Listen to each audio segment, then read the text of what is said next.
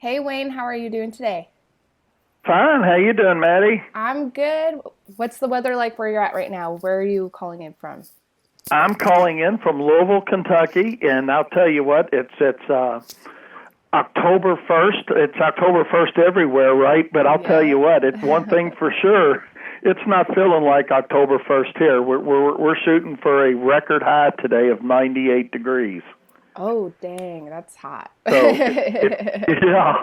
So it's not only going to be a record high, it's going to be like an all-time record high. Potentially, our old record, I think they said this morning on our news, was 91. So this brings some certain challenges that maybe we'll talk about a little bit while we're on the carpool today, driving in.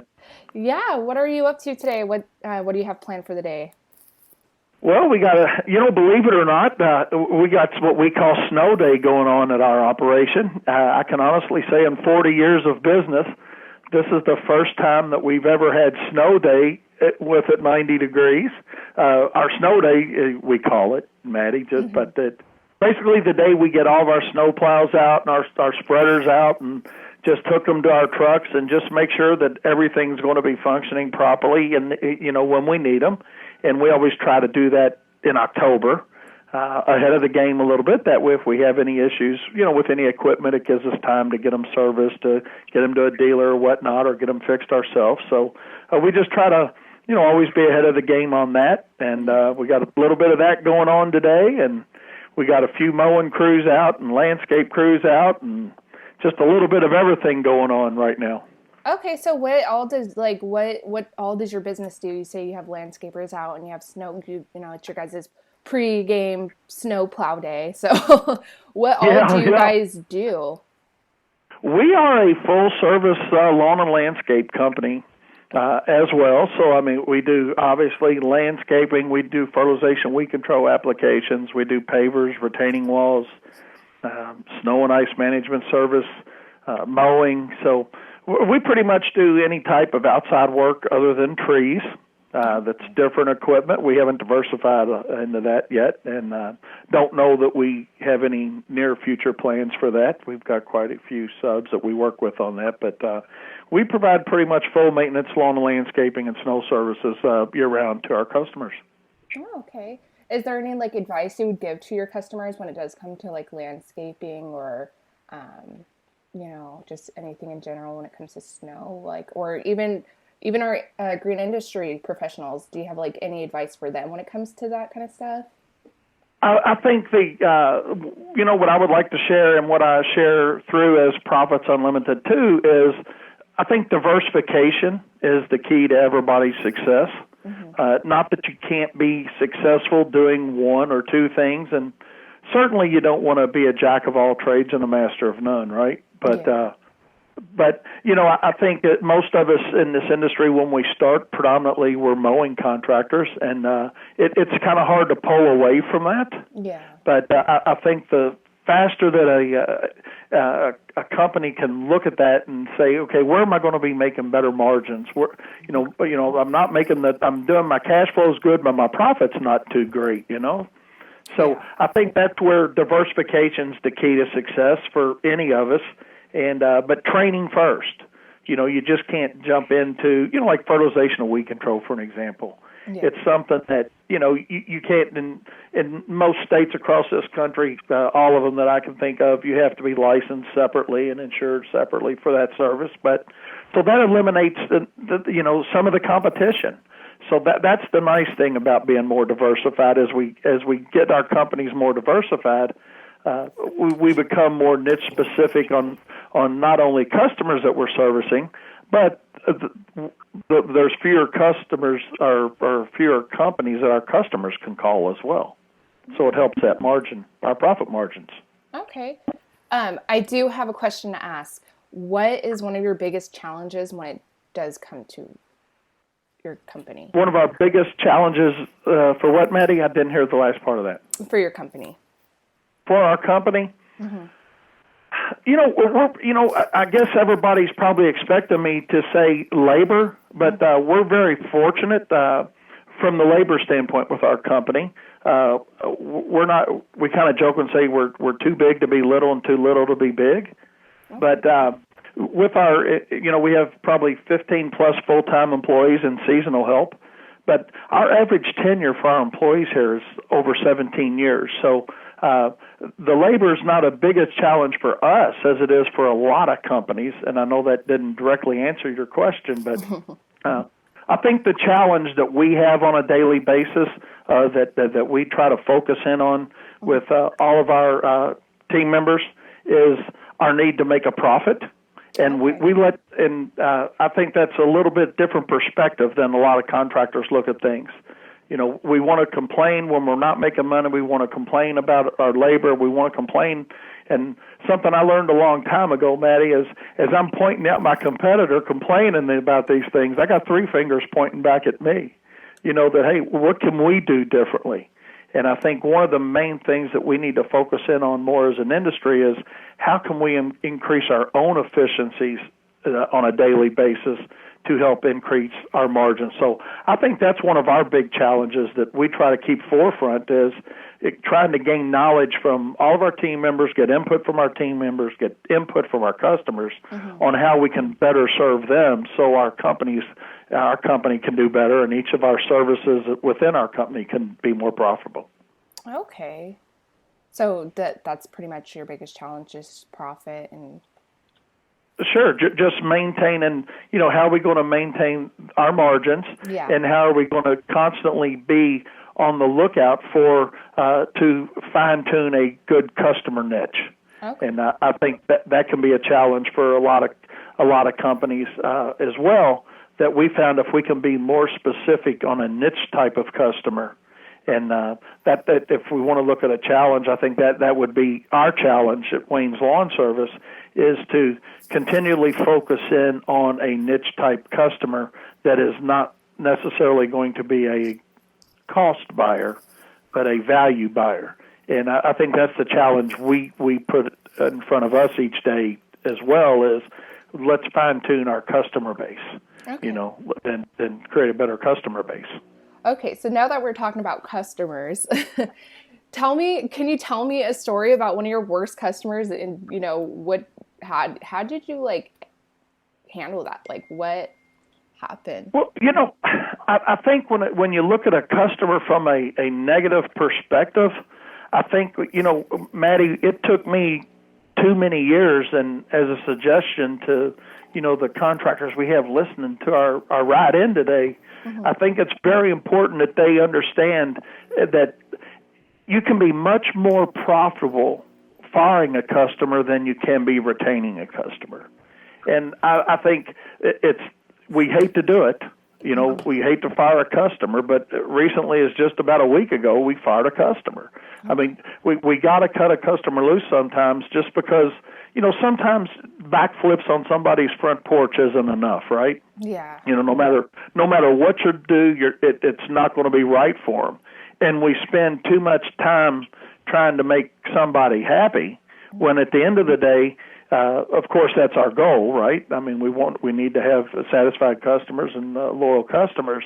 But at the end of the day, sometimes we're just better off cutting somebody loose and hey, let's just replace that customer, if that makes sense. Yeah. Everybody has to kind of get along, and both parties do have to agree. So I definitely understand with that. And and that's with 40 years of experience in the industry now and dealing with people. I think that's one of the things, again, that I would encourage contractors and business owners of any industry to understand that, it's a lot more profitable to fire somebody than to keep them a lot of times. Yeah, definitely. From a customer's perspective, I'm talking about. Yeah. Sometimes with employees too, right? Yeah. When it does come, so we talked about the worst customer and all that. When it does come to what is your favorite part about what you do, or seasons? Do you have a favorite season that you handle, or the favorite thing you do within your company? I don't want this to sound like a canned answer, but it is, I guess, to a certain extent, but it's the truth. And I always work on the premise, if you tell the truth, you don't have to have a memory, right? But My dad taught me that from early on. But I think probably the favorite part of this business from my perspective is our snow and ice management side of our business. Now, we don't have a huge amount of that compared to some markets, but we have enough. Okay. And I think that's one of my favorite things. Matter of fact, I still run a truck. I still drive a plow truck when it snows. I told my guys, y'all kick me out of everything else. You won't let me do much of anything else outside, but you're not going to throw me out of my plow truck. And I still really enjoy that from a maintenance standpoint, getting out and doing that when it snows. Mm-hmm. And just the day-to-day operations, I enjoy getting up and coming to work. And I think that's something that there were quite a few years within my business, though, Maddie, I didn't enjoy coming to work. And it's just because we didn't have enough, we just didn't have the right things in place, whether it was employees, whether it was customers, whether it was pricing. We just had a lot of things that weren't right. And we're by no stretch of the imagination are we perfect now. I don't want anybody to hear me saying that, because we're not. But what I'm smart enough to do now, and what I'm smart enough and want my team to be smart enough to do now, is to have a huge vision of peripheral vision. And, look out. Don't have that tunnel vision. Look out and see, hey, how can we do things different and better tomorrow than we did them today? Yeah. And I found that makes us all wanting to come to work better and be happier when we get here. And so I think that's from a positive standpoint for me and everybody that's involved with our organization here. That's what we want everybody to understand, that we're going to be open-minded, have an open vision, and if we want to change the way we did something tomorrow, we're not going to do it the same way tomorrow that we did it today, just because it's in our comfort zone. Okay. And that's why I enjoy coming to work every day. Yeah. What got you into the green industry? What led you here today? I wanted a 10-speed bicycle. And I mean, a lot of the listeners out there may or may not even be familiar with a 10-speed bicycle. This goes back to 1978. a lot of the guys listening probably weren't even born, but I approached my dad and I said, I want a 10-speed bicycle. And he said, well, that's good. And he said, you're going to buy one? I said, well, no, I was kind of looking for your help with that.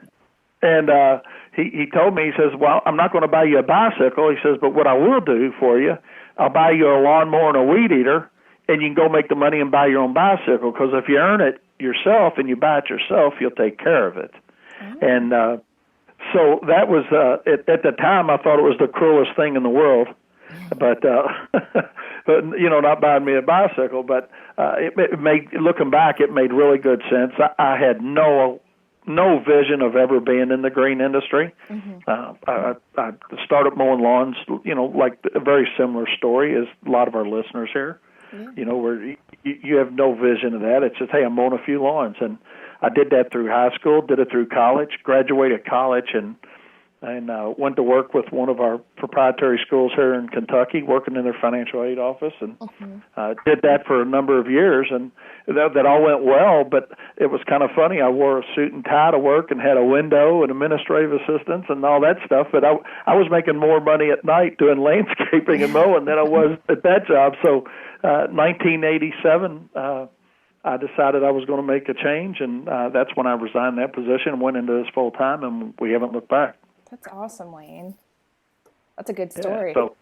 Yeah, it's a true story. So, but it's just one of those things where I don't really know that I've talked to too many people across the country and Canada. As I've done seminars and things, talking to a lot of contractors, that they actually got into this as a business, and I say that with all due respect. Most of us start this off as a part-time venture along with something else. But a lot of us end up getting into it full time once we see the potential with it. Okay, yeah, definitely. Well, that's my story, Maddie, and I'm sticking to it. So, you guys are getting your guys' trucks ready for snow. When do you guys usually start getting snow? I know it's gonna be hot today. But... Yeah. Normally mid-December. It'll be mid-December before we have any type of snow normally. But we just, like I say, we just try to be proactive instead of reactive in everything we do here. And, people say, well, why you get going on that so early? And that's true too. I mean, but we just want to feel like we're prepared. We try to be prepared. People, a lot of times they say you're lucky, but, our vision here says, okay, we might be lucky, but luck is where preparation and skill meet opportunity. So if we're prepared and we know how to do what we're doing, and then the opportunity comes, hopefully our equipment's in line and everything goes well. So that's why we try to do everything from a proactive instead of a reactive basis. But, it's all equipment, right? So, and we have times where it might run out there fine today, and we hook it up to go out on that first event, and something doesn't work as it should. So that's always a possibility, but at least we can look back between now and then and say, hey, it was working. Everything ran fine. It was working fine. There's always the last time with a snowplow or a spreader or a sprayer, whatever it is. There's always the last time you push that button that it comes on, and the next time it don't. So we just hope it's not during that first thing on the out. But you always have a few little issues on that first out, with something. Yeah, I definitely, I love the snow. I'm big into snowboarding. So a lot of people that I do know that live in the snow, they're like, you like it until you live in it. That's right. A special challenge that we've had going on this year in our own market is a drought, actually, which is, I know it's kind of off the snow topic, but it's been really crazy. We started out very wet. We were like 9 inches above normal up to June for this season. And since then, I mean, the water's just turned off completely in our market. I know we had the driest September that we've ever had. We had like 0.04 of an inch of rain is all we had. And so, we're working through that situation right now, trying to, work within drought parameters and getting our customers to understand that, it's very important at this point not just to water their lawns, but it's gotten so bad in our area that now, we're telling people, hey, water your bushes.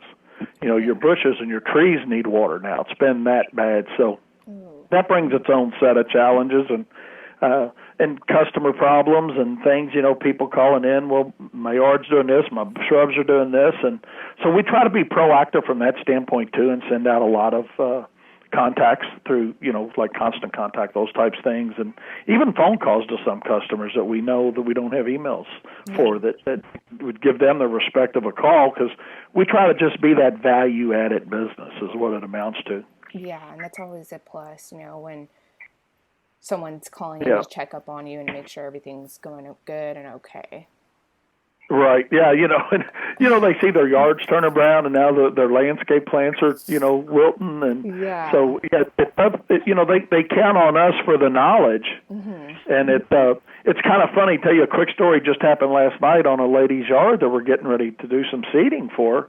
And it's something you don't think of it this basic, and this is something that in 40 years I've never had anybody ask this question, and she's a smart person, has a really good job, but she said, you mentioned I got to water my yard. She said, and this isn't a Kentucky thing, so don't make fun of her because she's from Kentucky, okay? All right, Maddie, you promise? I promise. Can't make fun. Okay. She says, when I get my hose out, do I need to get a sprinkler, or do I just sit the hose on the ground and turn it on and get the yard wet? And I thought, and move it occasionally. And I thought, we've never really told people physically to put a oscillating sprinkler outlets. You know what I'm saying? So, we just tell them to water the lawn. We've never defined what watering the lawn was. We told them to water. We told them how much to water on average they need to do. We even, when we aerate and seed lawns, we'll even leave them a rain gauge, so they know how much water they're putting out. But we've never really thought to say, hey, use a a oscillating sprinkler or whatever type of sprinkler, that we've never thought about a person just setting a hose on the ground and turning it on and then moving it a little bit for us. So, there's always things to be learned, right? Yeah, definitely. Oh, God. So that's my funny story of the day, I guess, okay? That's funny. Yeah. But, okay, Wayne, well, I'm going to go ahead and get Katie now. Thank you for, hanging out with me this morning. It definitely, you had some great advice and great stories, and, I really appreciate it. Good deal. But now I'm going to Hey, it was nice talking to you, Maddie. You have the rest of your good day. I'm going to get busy here and go back to work, okay? You too, Wayne. Have a great day. All right. Bye-bye. Bye-bye.